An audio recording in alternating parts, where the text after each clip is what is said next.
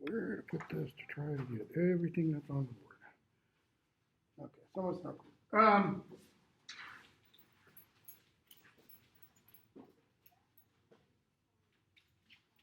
Today's primarily going to be a big overview of, I don't know,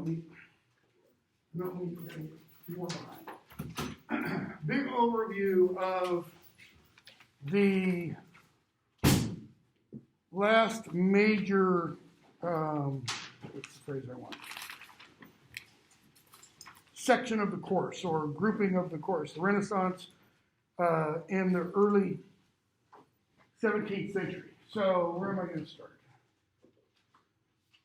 Let me start with this kind of column, okay?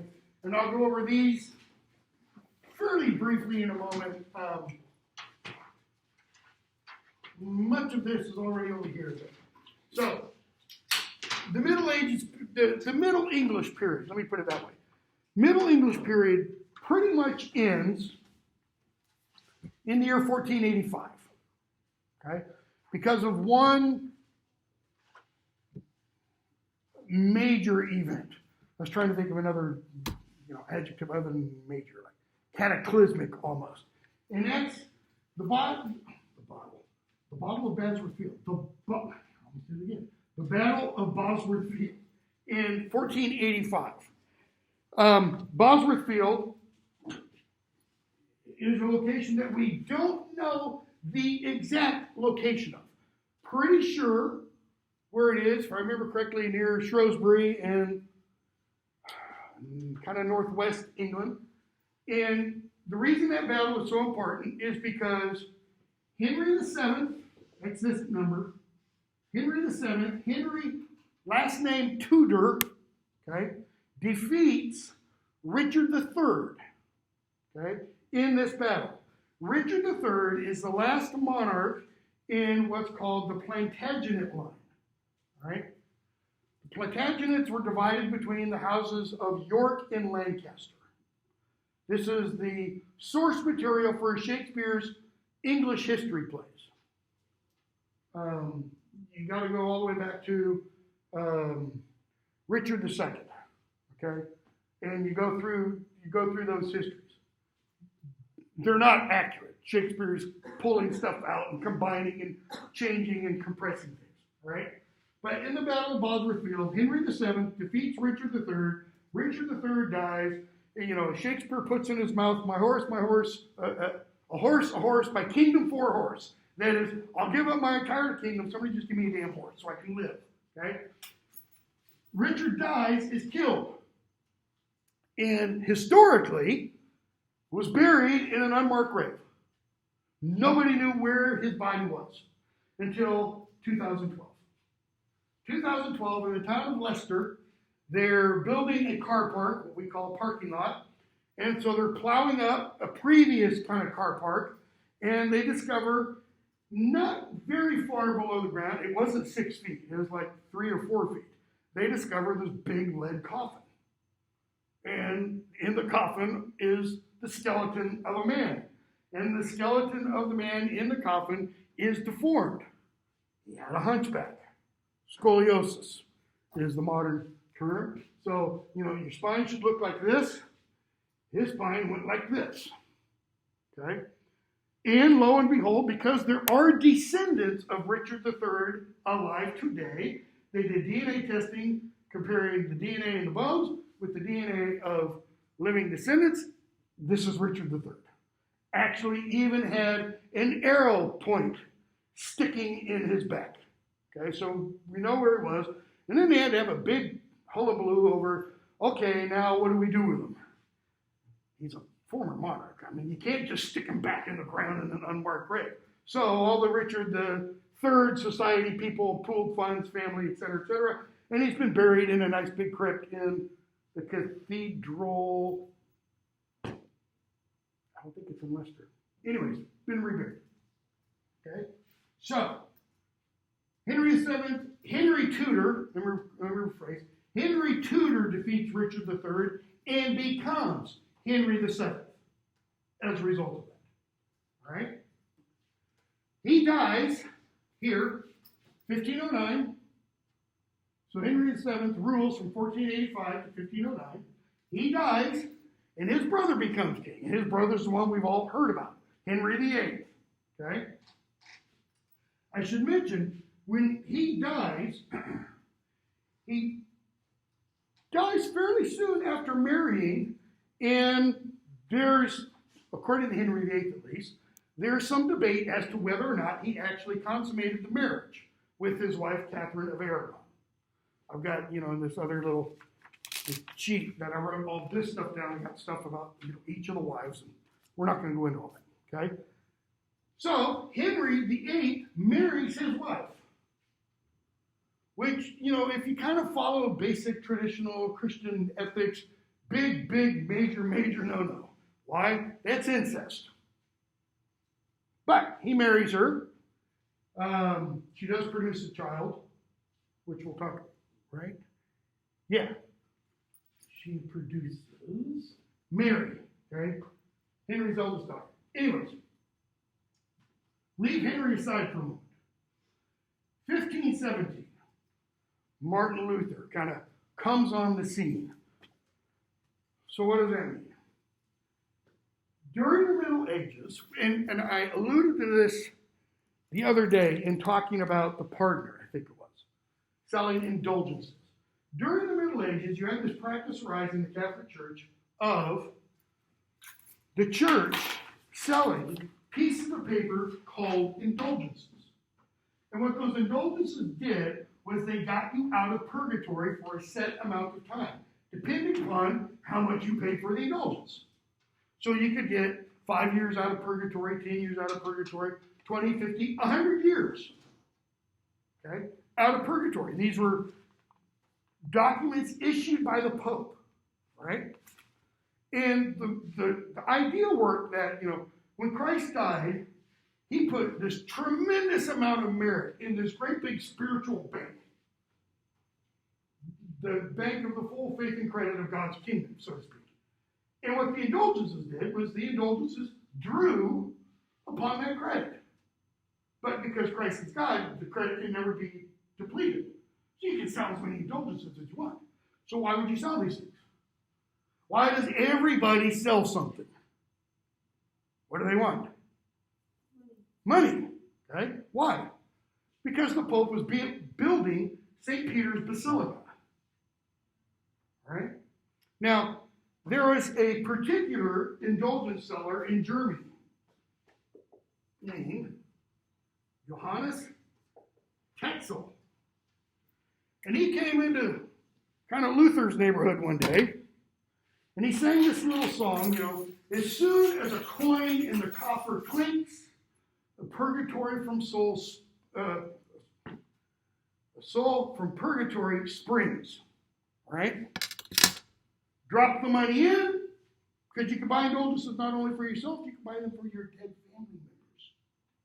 So you can buy them time out of purgatory. Obviously, this presupposes a belief in purgatory. Okay, there's no Protestant church at this time. That's what we're getting to. So Luther hears this, and Luther doesn't like it. Luther kicks Tetzel out, not only because of the theological issues involved, but Luther also really has problems with all of this big pot of money for indulgences going to Rome. I mean, if we're going to sell it and buy and sell indulgences, at least get the money here in Germany. I mean, to coin a phrase, make Germany great again, kind of a thing, right? So, October 31st, 1517. So, 504 years ago, yesterday, Luther, who's an Augustinian monk, writes out these 95 theses. Right? The paper you're going to write is going to have a thesis. He comes up with 95 of these suckers. And he nails it to the church door in Wittenberg, Germany. And these 95 theses are 95 points he wants to discuss. 95 argumentative statements he wants to discuss with somebody in the church, somebody higher than he is. He's a lowly monk, all right? And these are points of discussion because he thinks every one of these points is a point that if the church would really talk about these, it could clean up its act. See, Luther wants to reform the church, to clean it up, all right? Nobody essentially takes him up on it. Now, I don't have it mentioned up here. 1456, 1455, 56, can't remember the exact date. Johannes Gutenberg invents in the West the printing press. So, one thing that starts happening as a result of the printing press is reading material gets more widely available. Because prior to that, everything had to be hand copied. So these 95 theses, because this is, 50 years later, these 95 theses now start getting copied and sent around. And people start to read them, those who can read, and they start to discuss them. And the grumblings and the murmurings start to rise up. Okay? And people start asking pretty big questions, and it's starting to rock the church. In 1521, Luther is invited by the Holy Roman Emperor, okay, to what's called the Diet of Worms. Diet just means meeting, an assembly. Worms is the place, W-U-R-M-S. If we were reading Hamlet, you'd see why this is important. Because Hamlet has a scene where he talks about a convocation of worms. Okay? And he's punning there on actual maggoty worm-like things and what happened here. So Luther is told, come here and you can defend. We'll argue about these points. He's like, cool, I'm there. But in order for me to go, you have to give me safe passage. That is, you, the emperor, guarantee that I will be able to arrive safely, and leave, and arrive home safely. And the emperor says yes. Okay? Luther shows up, and there's a big table, and on the table is everything Luther has written since 1517. And he's not been a slacker. He's been writing all kinds of stuff. Okay? On these 95 points. And he's told, according to historians, he's told one thing: recant. Take it all back. Say everything that you have said up until this point is wrong. And Luther says, give me a day. Let me pray about it. Promises to come back the next morning. He comes back the next morning, and according to one of his biographers, Luther looks at all the material, puts his hand on it, and says, here I stand. That is, I stand by every word I've written. Not going to take a word of it back. I can do no other unless God tells me I'm wrong, okay, or conscience.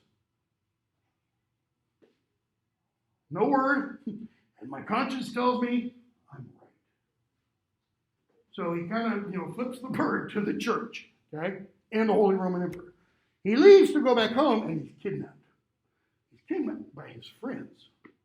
They put him in seclusion, okay? And while in seclusion, he starts translating the Bible from the Latin Vulgate into German.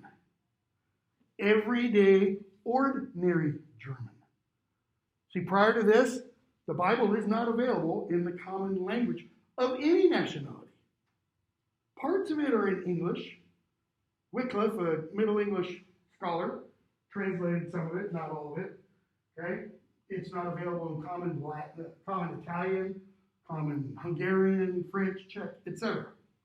Luther does this, and this just starts this whole ball rolling of putting the Bible in everyday language. Why? So individuals can read it. Because some of the points Luther says is, for example, you don't need a priest to get to God. An individual with the Bible can find salvation. Period. Jesus, but you don't need a priest. All right? Various other things. I didn't put up the motto of the Protestant Reformation. I'll put it up in a moment. Okay? So, that happens in 1521. In the same year, Henry VIII is named by the Pope Defender of the Faith. Okay? Because he wrote a tract against Luther, defending the authority of the Pope in the Catholic Church. That's not going to sit well for very long, right? In 1533, Henry VIII, because he's still king, he's king until 47, he issues 2 acts. He gets Parliament, let me put it this way, to issue 2 acts. This is back when the king had absolute power and authority. You can read, accounts from the period of people coming into the presence of the king, or the king coming into the presence of the people, and they literally have to bow face down to the ground. And if they do this, they could be killed. You couldn't look at the king unless the king gave you permission to look at him. Pretty serious stuff. Okay? So the Act of Succession is where men had to support Henry VIII's marriage to Anne Boleyn. All right? He divorced his wife. Divorced a couple of wives by this point. Yeah. Marries Anne Boleyn. Anne Boleyn gives him, where is she? Elizabeth I. Okay? And then he's going to divorce her too. Actually, he's going to have her killed. And then the Act of Succession. Also, same year. Act of Succession is where everybody had to recognize Henry as the head of the English church. That indicates the break from Rome. Okay? It's 1533. That's when the Anglican Church comes into being, so to speak. And through it, the Episcopal Church in the United States. Because the Episcopal Church is the American branch of the Anglican Church. Right? So that's Act of Succession. Act of Supremacy is when Henry VIII becomes the head of the English, he becomes the English Pope, for all intents and purposes. Right? 1536, you get what's called the Dissolution of the Monasteries. This is where Henry claims the crown now owns all the property of the monasteries. All the monasteries. 2 largest landowners in medieval England. The crown and the church. The church actually owned more. Now the crown does. So all of these monasteries are now owned by the crown. He does this for ostensibly a reason, part of purifying the church. I say ostensibly because that's not the real reason. The real reason is he needs money. He needs money to fund wars. So he claims the properties. He kicks all the monks out and nuns. Okay? And then he sells the properties off to the highest bidders. Which is why if you go to old monasteries in England today, they're ruins. When I was teaching my Harry Potter course in in England, we would always go to this monastery in kind of the Southwest Midlands, Lake Ock Abbey. It's beautiful, okay? But you go there and you see the block that the building is made of, but it doesn't have the nice facing on it. It'd be like this kind of one, right? Because this is ugly. If they really cared about architectural beauty and stuff when they built Peck Hall, this would be covered with like stucco, so you wouldn't see these blocks. Right? It'd be like walking into a brand new house that only has drywall, but no stucco over it, no plaster over the joints and stuff. Right? So they start selling that off, and people build their houses out of it. They take the buildings apart, which is why an awful lot of monasteries and such today are just ruins. Okay? And it's also when probably, I've seen various estimates, 70 to 90% of the literature of medieval England is destroyed. Because most of the manuscripts in those monasteries hold to what kind of Christianity, or promote what kind of Christianity? Catholicism. And this is now Protestantism. Okay? So things that talk about, the saints and the miracles and blah, just get rid of them. So a lot of them were burned. Some of them were repurposed. Scrape the pages, use the vellum over again. All right? Same year, 1536, over on the continent, John Calvin, French/Swiss, he's French actually, writes his Institutes of the Christian Religion. Right? Calvin is what I would call, whereas Luther was kind of what do I want to call this? A reluctant Protestant. That is, he was trying to purify the Catholic Church. And he was dragged kind of kicking and screaming into being this, really hard, fast Protestant. Calvin was dyed in the wool, the Pope is evil, the Pope is, Antichrist, the whole 9 yards, all right? It's from Calvin's Institutes that we get this real staunch emphasis on predestination, okay? So, sidebar here, I have to talk a little bit about Calvin's thought, or what the Calvinist belief system. I used to be Calvinist, and I knew this stuff inside out. When I was in college, I went to a liberal arts Presbyterian school. My nickname among some was TR, truly reformed. I mean, like card-carrying communist, card-carrying Calvinist. No longer believe it word. Calvin's ideas can be briefly subsumed under this acronym, TULIP. This is a vast oversimplification, okay? So don't take this as being the sum and totality of what Calvin believed. It's just an easy way to kind of hit the major points. So TULIP. T stands for total depravity. What does that mean? It's based on Scripture. He has what are called proof texts that he pulls out and takes out of context, okay? But what does it mean? It means no matter what good a person does, it is tainted by sin. Period. Nobody does anything totally righteously. Pray for the salvation of the soul. Why? Because I don't want to go to hell. That's not totally righteous. You should pray for the salvation of the soul because you want to live and be with Jesus forever. Not because of the threat of punishment. Help a little old lady across the street. Why? Because it's a good work. You should just help the little old lady because it's nice to help the little, nothing else. Not looking for any ulterior reward. That's the idea of total depravity. And it touches every aspect of life. It doesn't mean everybody living good day is a walking, living, breathing female version of Jeffrey Dahmer.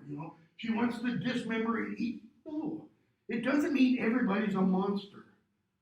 It just means no matter what aspect evil touches it, okay? Unconditional election. So, everybody's totally depraved. Unconditional election means I'm being God for a moment and I'm going to go, saved. Rest of your dead. God chooses it. And it's unconditional. What does that mean? It means Taylor doesn't make anything that makes me do that. Okay? Nothing somebody does earns the election of God. Totally antithetical to what the medieval church taught. The medieval Catholic Church said you can earn, kind of, God's grace by your behavior, by being a good person. It's kind of the modern day, all dogs go to heaven. Everybody goes to heaven if they just, if they're nice to one another, right? So, unconditional election says BS to that.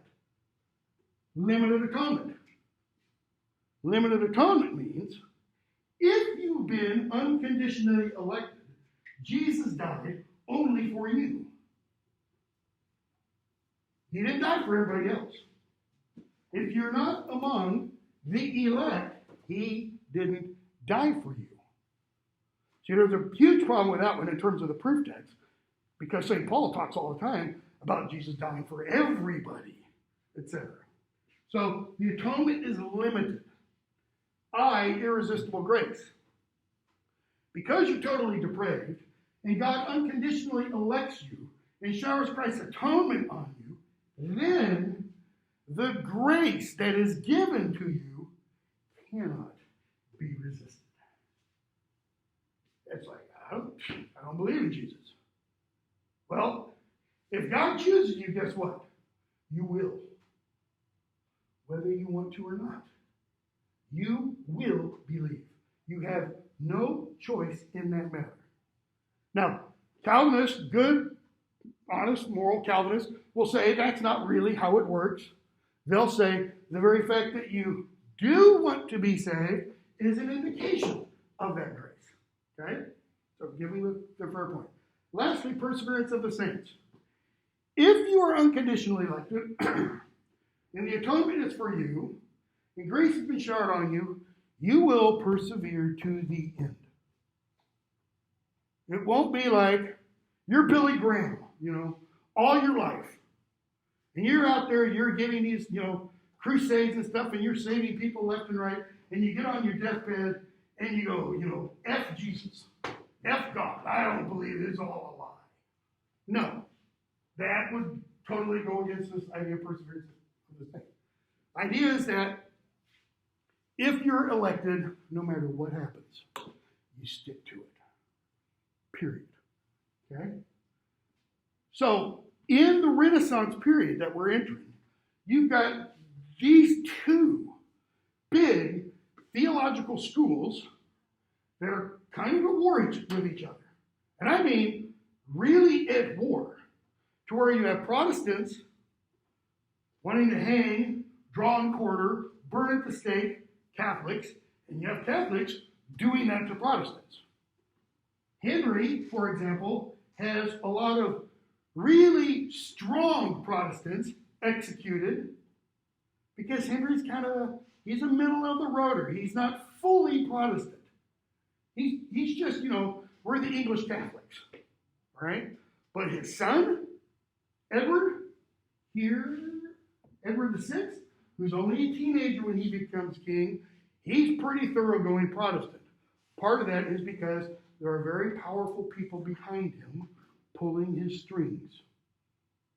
He's just a teenager. He's not really fully, totally in control.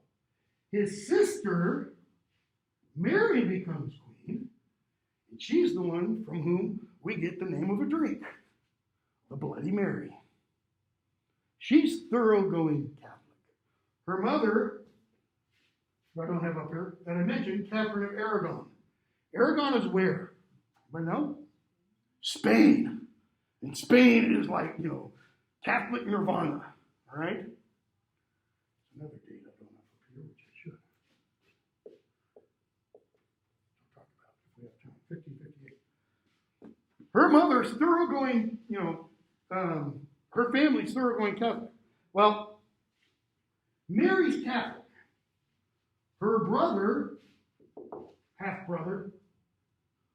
So, one mother, different mother, right?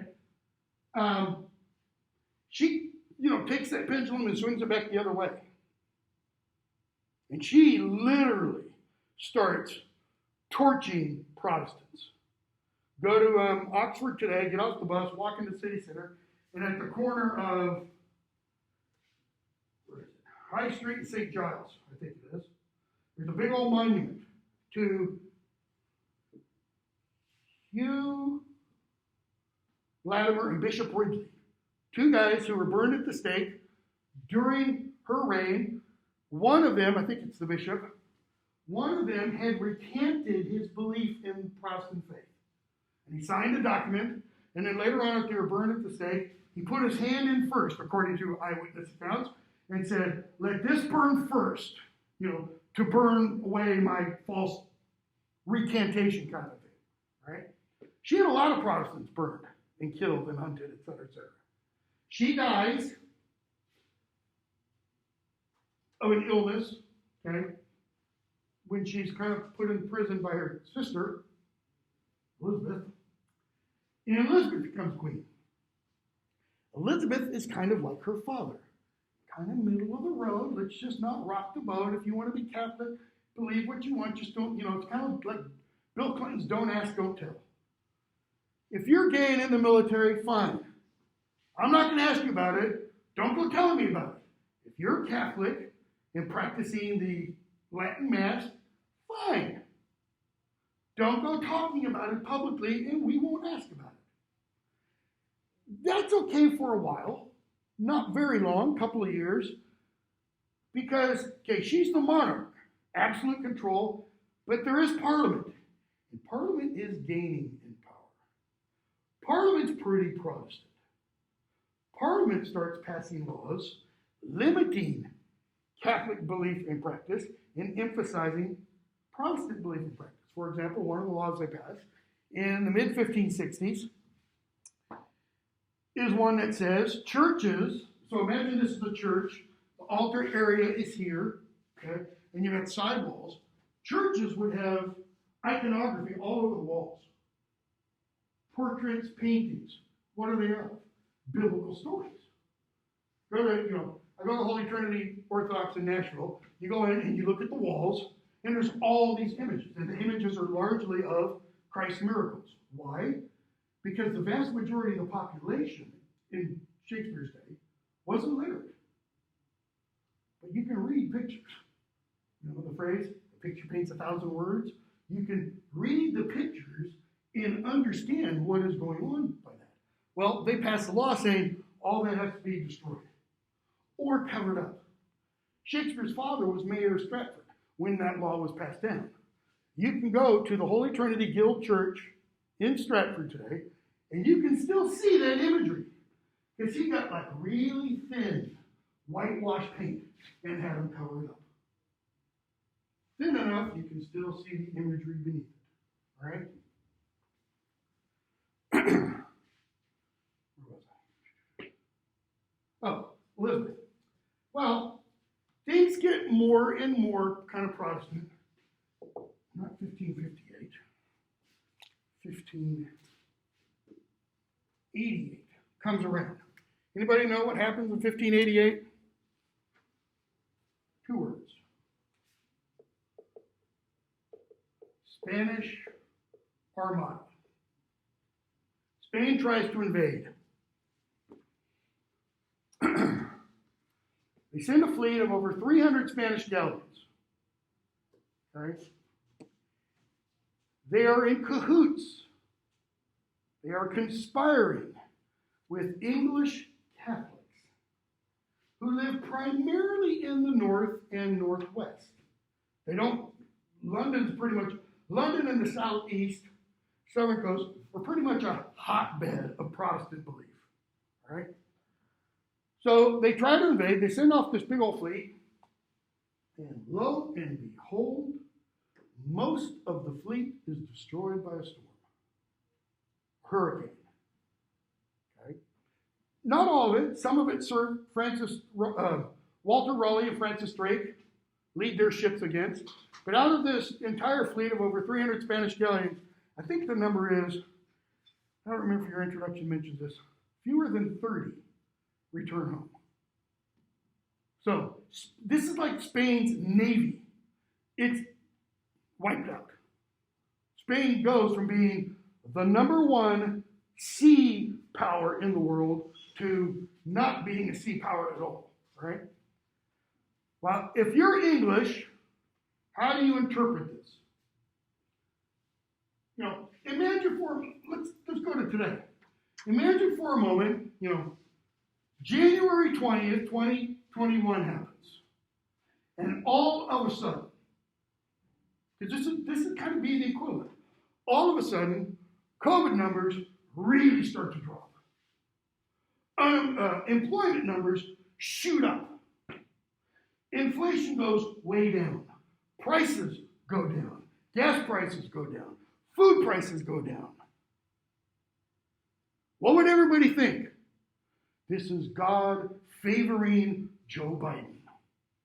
Right? That's exactly what they thought happened there. So Elizabeth is now considered to be the God-chosen one. Now, it was thought from the Middle Ages on, all rulers are appointed by God, based on Romans 12. All government is instituted by God for the good of the people, so to speak. So you have this divine right idea of kings. Kings rule because God appoints them to. That means pretty much, what can you not do to a king? Kill them. You can't depose them, even though it happened all the time. Richard II gets deposed by Henry Bolingbroke, right? So, you can't depose a king because they're chosen by God. And then you have this kind of event, and it really emphasizes that. So she gets a new nickname, Gloriana, full of glory, right?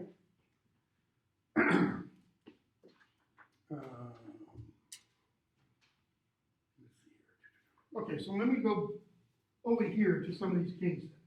So she then rules for another 15 years, right?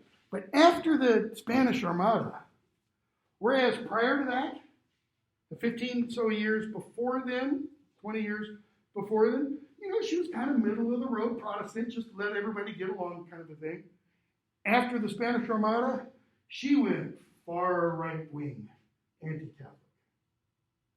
I mean, how far? It was a capital offense to be Catholic in England. That is, to be Catholic. To stand out front and say, Hail Mary, full of grace, the Lord, that is enough to be killed for. Okay? And if you're publishing, she had people's hands cut off, tongues cut out, the whole 9 yards. One of the authors we're going to read had an uncle who died in prison because he's Catholic, had a brother who was persecuted because he's Catholic, John Donne that I'm talking about. Okay? So she goes really far. She never marries, however. She's the Virgin Queen. We have 2 states named after her, Virginia and West Virginia. Okay? One of her descendants, we've got 2 more states named after her, South Carolina, North Carolina. Carol comes from Charles. So, she dies in 1603. Just before she dies, well, I'll take that back, not just before. The last 10 years of her reign, well, even before the Spanish Armada, there's talk about who's going to be the successor, because she's too old to have children. So, but, who's going to be our new monarch? The Tudor line is, dying, so to speak. So, she dies, and unbeknownst to the people, a secret agreement has been made that this individual, who is James VI of Scotland, he will come and become James I of England. Why? Because he's her cousin. That is, there is a direct line to the throne. So James VI of Scotland becomes James I of England. That introduces the Stuart monarchy. Okay? It's the end of the House of Tudor, the beginning of the Stuart dynasty. James rules from 1603 to 25.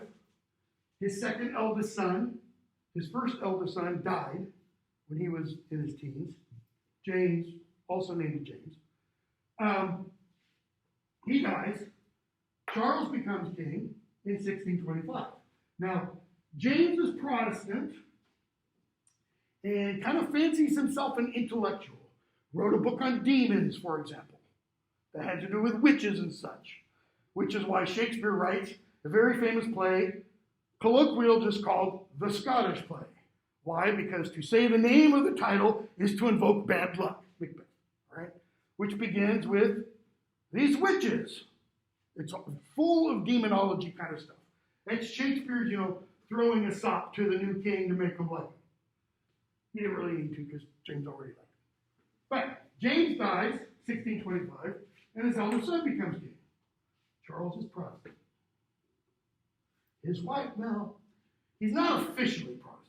His wife Henrietta Maria, the Etta Ia, giving an indication where she's from. She's Spanish, right? She's thoroughly Catholic. I mean, nothing hidden, nothing. So he's got problems almost immediately with Parliament, because Parliament is still, it's rising in power. And Parliament is now trying to oppose the power of the king. Right? And in the 1640s, early 1640s, you get a break between the king and Parliament. You get what's called the English Civil Wars. Right? Began in 1642, I believe it is. And in 1649, you have the first time this happens in English history, might be European history.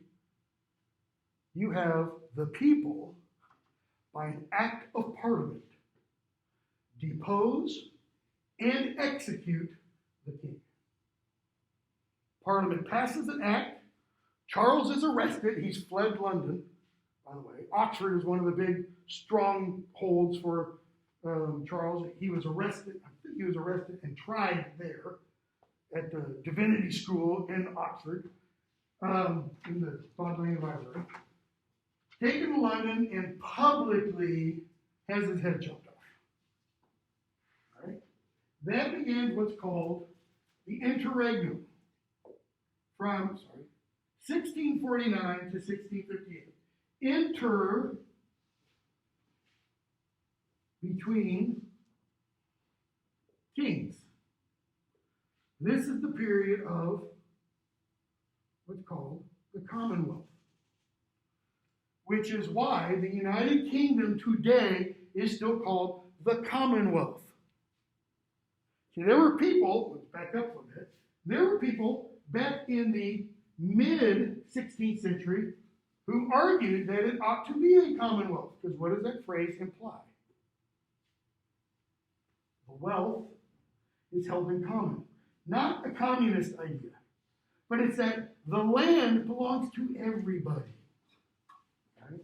And the peasants and serfs tied to the land ought to be more cared for. You ought to have, social services, so to speak, provided for by the government and the landed aristocracy. Okay? The government and the landed aristocracy said, screw you. We're where we are because of our own stick-to-itiveness and the favor of God. So get God to, that's why you had the peasants revolt and stuff in medieval England, right? So you get the Commonwealth period. And the Commonwealth period is ruled by Oliver Cromwell, Puritan. Okay? Cromwell called himself Lord Protector. Right? He dies in 58.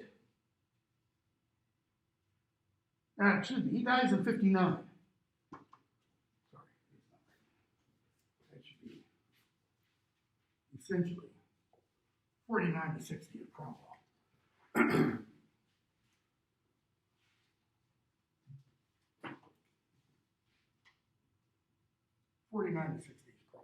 Essentially. Lord Protector. Lord Protector is just a fancy way of saying one. In all real practicality. King. How do we know?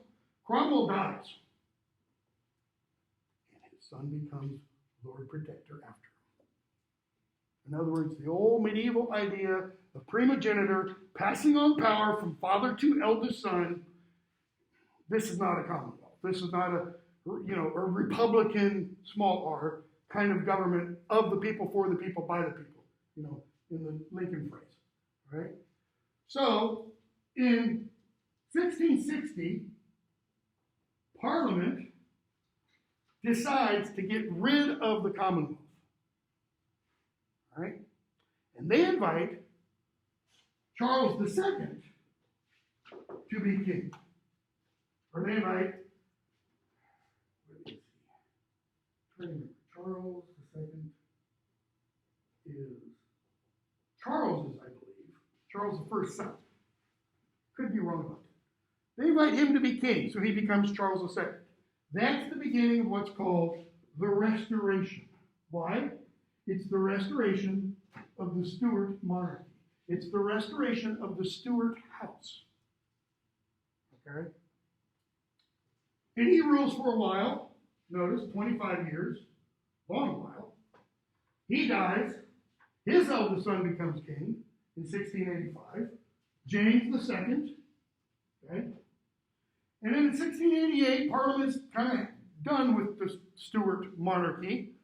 They've had problems. Why? Because there's Catholic stuff going on, and Parliament's getting more and more Protestant. And in 1688,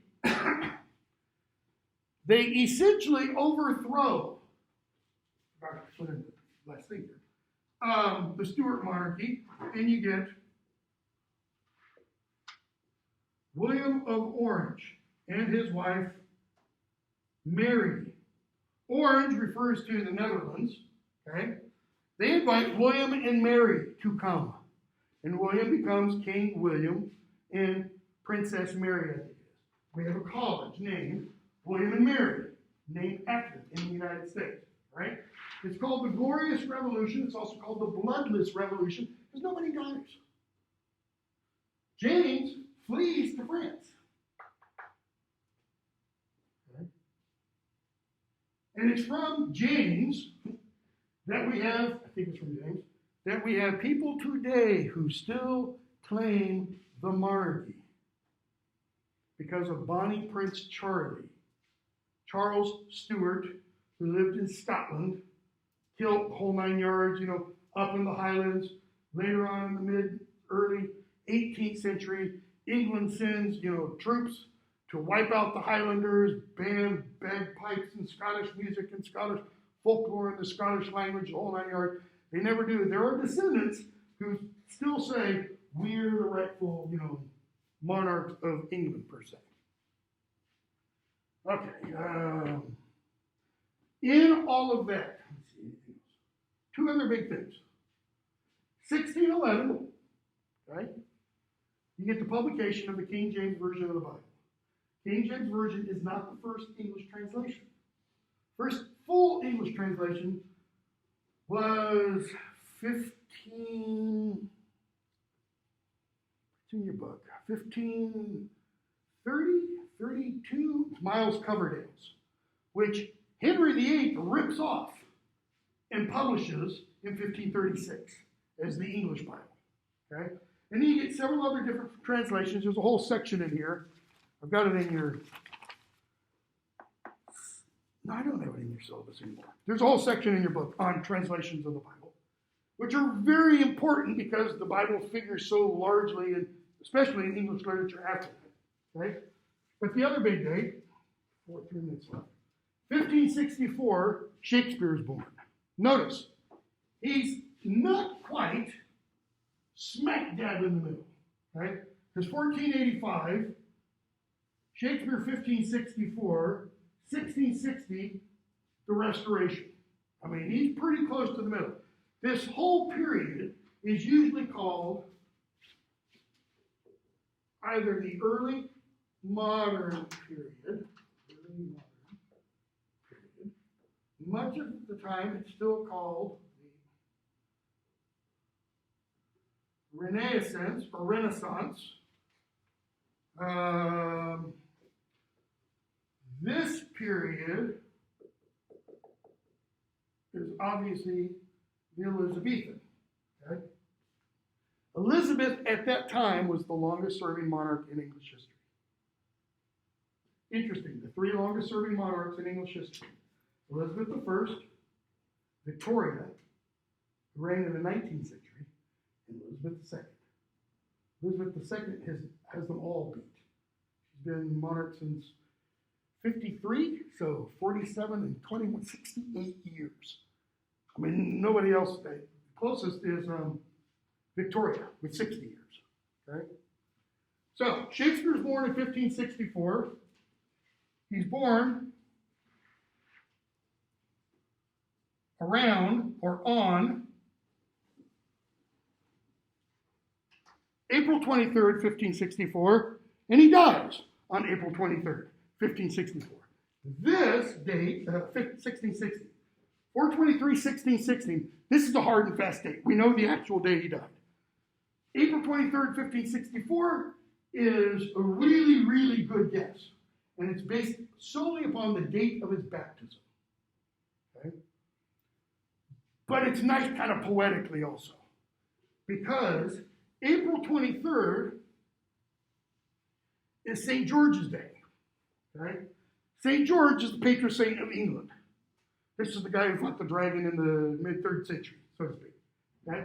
So you have the patron saint of English writers being born on the country's patronal feast day. So it just has nice symmetry to it. Okay. That's all background. Okay? I'll point out when we get to the final what of this you need to know. Because, I'm not going to say, I don't even remember who this is. IR. Oh, it's written. I won't say, tell me what the IR is. I will have, the dates, however. Right? Okay, we'll stop there. For whatever the day is, Wednesday. We've got 2 more days. Okay, so for Wednesday and Friday, we're going to try to cover all of those sonnets that I had up on the board the other day. 1, 2, 18, 20, 29, 30, 93, 94, 98, 106, 116, 127, etc. I don't think we'll get quite to all of them, but we'll do our best. All right, have a good day. I know that was a lot of information.